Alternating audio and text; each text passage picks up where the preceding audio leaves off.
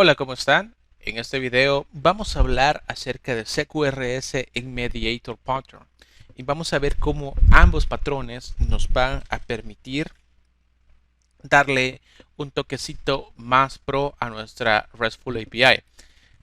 Así que comencemos. Vamos a hablar del primer patrón. El primer patrón es el CQRS. ¿Pero de qué trata este patrón? Este patrón es un acrónimo.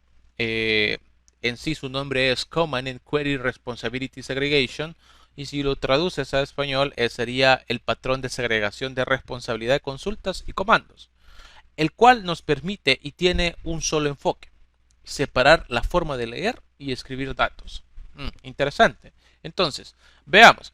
Esto separa las operaciones de lectura y la actualización de un almacén de datos. Una actualización de un almacén de datos se hace porque tú escribes o modificas información.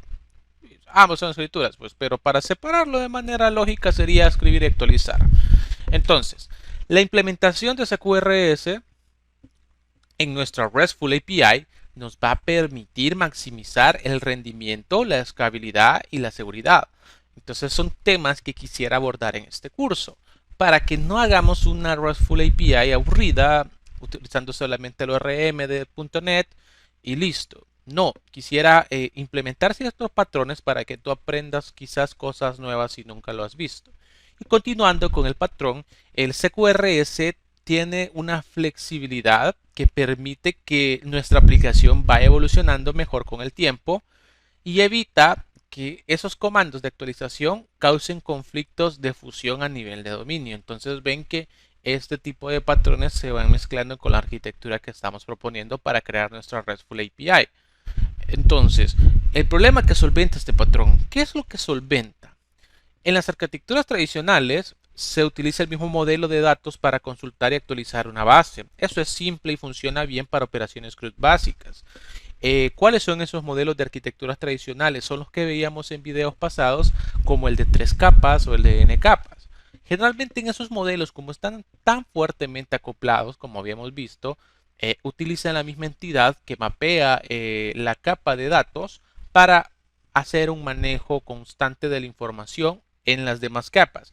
Sin embargo, cuando eso solo ocupas leer datos, eso es muy sencillo, entonces se vuelve fácil, pero cuando empiezas a evolucionar ya no.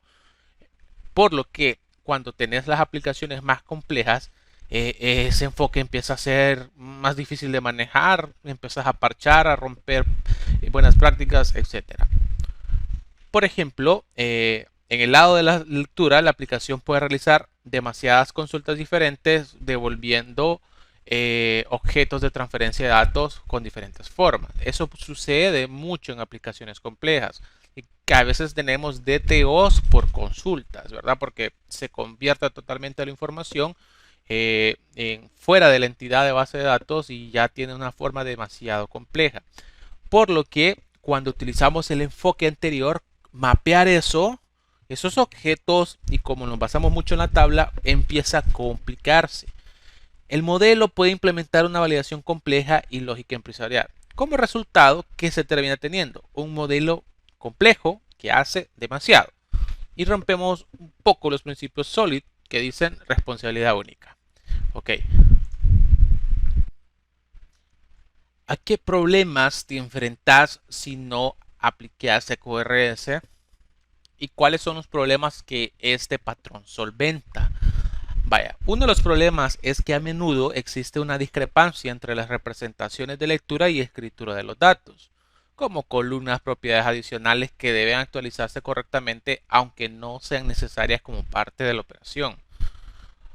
Eso generalmente pasa cuando tienes arquitecturas tradicionales y tu objeto, entidad, representación, ¿verdad? De la tabla se empiezas a mutar de una manera exagerada, donde no es necesario que mute tanto cuando ocupamos escribir información, sino que debería mutar, o sea, ni debería mutar, mejor dicho. Entonces, esa discrepancia empieza a ocurrir y empieza a hacer que se te salga de control tu representación de tablas o tu entidad, ¿verdad? Objeto ya a nivel de .NET. La contención de datos puede ocurrir cuando las operaciones se realizan en paralelo sobre el mismo conjunto de datos. El enfoque tradicional puede tener un efecto negativo en el rendimiento debido a la carga en el almacén de datos y a la capa de acceso a los datos. Agrega complejidad de consultas necesarias para recuperar información. La administración de la seguridad y los permisos puede verse compleja porque cada entidad está sujeta a operaciones de lectura y escritura que pueden exponer los datos en el contexto incorrecto. Son algunos de los problemas que solventa este patrón y problemas que te enfrentas al no implementarlo. Ahora, las cargas de trabajo de lectura suelen ser asimétricas, con requisitos de escala y rendimiento diferente a nivel de almacén de datos. Por lo que estas son las soluciones que te permite implementar CQRS. Separar lecturas y escrituras en diferentes modelos. Ok, ya solventaste el problema de que tu modelo vaya mutando en referencia a todas las necesidades de lectura que vayas teniendo para tu aplicación. Que cada vez tu modelo clientes va mutando de una manera exagerada porque cada vez te piden saber más información de los clientes en referente a otro tipo de procesos. Con este patrón vas arreglando eso. Los comandos los separas para que estos se basen en tareas en lugar de centrarse en datos. Un comando debe ejecutar una tarea como tal en vez de centrarse en el dato que va a recuperar. Por ejemplo, reserva habitación de hotel no debe establecer el reservation status en reservado. ¿Qué quiere decir esto? Que debe centrarse el comando en la tarea específica y no en responder otra cosa en base a lo que estás preguntando, por así decirlo. Los comandos pueden colocarse en una cola para el procesamiento asincrónico en lugar de procesarse sincrónicamente. Esto es cuando tenemos tecnologías de comunicación tipo AMQP para hacer comunicaciones asincrónicas entre componentes. Las consultas nunca modifican la base de datos. Una consulta devuelve un DTO que no encapsula ningún conocimiento del dominio. Esto quiere decir que cuando tenemos arquitecturas como la Onion, no es necesario desnudar el dominio, por así decirlo, sino devolver una consulta específica en donde tengas información que esté un poco alejada del corazón o de la forma real de la entidad. Esto de tener modelos separados de consulta y actualización simplifica el diseño y la implementación de nuestra aplicación. Empezamos a tener modelos 100% legibles y entendibles para cualquier desarrollador que tome nuestra aplicación. Beneficios de este patrón. Se escala independientemente nuestra aplicación. Optimizamos esos esquemas de datos. Le brindamos más seguridad, ya que es más fácil asegurarse que solo las entidades de dominio correctas estén realizando escrituras en datos. Otro de los beneficios de este patrón es la separación de intereses, responsabilidad única por cada tipo de ejecución.